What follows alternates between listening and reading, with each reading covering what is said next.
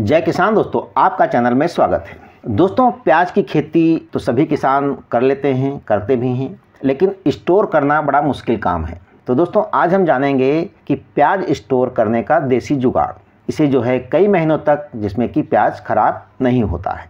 ये जुगाड़ जो है एक किसान ने तैयार किया है। तो आइए जानते हैं इस जुगाड़ के बारे में। लेकिन जानने से पहले अगर आपने चैनल को सब्सक्राइब नहीं किया दोस्तों तो अवश्य करने, साथ साथ दोस्तों बेल आइकन की घंटी को जरूर दबाएं और दोस्तों लाइक व शेयर भी करें। तो दोस्तों, सबसे पहले हम जानेंगे इस किसान के बारे में, फिर जानेंगे इनके जुगाड़ के बारे में।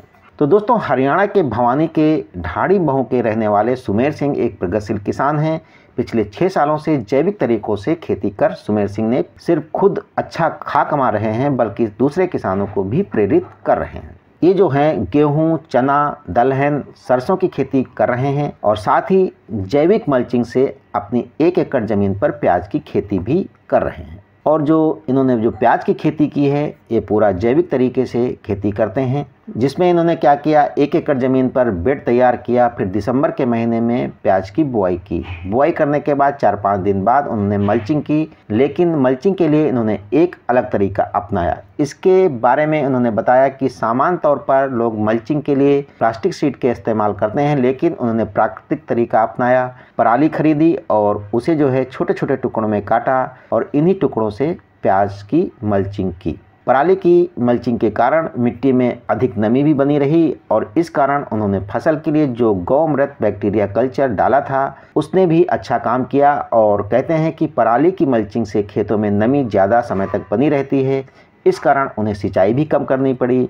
और लगभग 2 से 3 हफ्ते पहले जो है उन्होंने अपनी प्याज की फसल की कटाई शुरू की, यानी कि 2-3 हफ्ते पहले ही इनकी फसल तैयार हो गई और इन्होंने 1 एकड़ में लगभग 80 क्विंटल प्याज का उत्पादन इनको मिला। अब बात रही कि इन्होंने ऐसा कौन सा तरीका अपनाया जो प्याज का स्टोर कर सके। तो दोस्तों, सुमेर सिंह ने प्याज को स्टोर करने का एक अनोखा और किफ़ायती तरीका निकाला है। उन्होंने खेत में बनाए शेड में प्याज को केले की तरह कपड़े की रस्सियों में बांधकर लटका दिया है। और कहते हैं कि जब प्याज को बोरियों में भरकर रखा जाता है तो बहुत से प्याज नीचे दबे रहने के कारण, गर्मी के कारण खराब हो जाते हैं।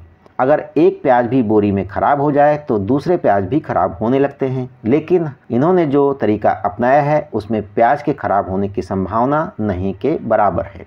अगर कोई प्याज खराब भी हो जाता है तो आपको पता चल जाता है और आप इसे आराम से निकाल सकते हैं। इन्होंने सबसे पहले प्याज की कटाई के बाद कुछ प्याजों को साथ में बांधा और फिर शेड में रस्सी लगाकर लटका दिया। उनका कहना है कि आपको इन्हें बिल्कुल वैसे लटकाना है जैसे दुकानदार केलों को लटका कर रखते हैं। इससे उन्हें हवा लगती रहती है और कई महीनों तक सुरक्षित रहेंगे। हालांकि इस बार उन्होंने कुछ क्विंटल प्याज जो है एक्सपेरिमेंट के तौर पर लटकाया है, ताकि देख सकें कि क्या इस तरीके से प्याज साल से 1.5 साल तक सुरक्षित रह सकते हैं। दोस्तों, इस प्रकार से प्याज जो है कम से कम 3 से 4 महीने तक आप इसे सुरक्षित रख सकते हैं। जैसे जैसे प्याज सूखने लगे तो आप इसका बाहरी छिलका हटा दें और फिर लटका दें।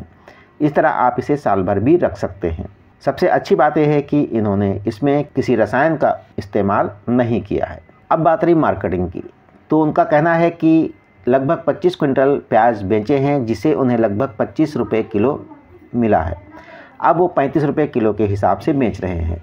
मतलब इनके अनुसार अगर आप प्याज का 2-3 महीने भी स्टोर कर लेते हैं तो आपको प्याज की अच्छी कीमत मिल सकती है, क्योंकि फसल के समय प्याज की कीमत इतनी अच्छी नहीं रहती है और इस कारण ये स्टोर करके अपने प्याज की कीमत को अच्छा प्राप्त कर सकते हैं।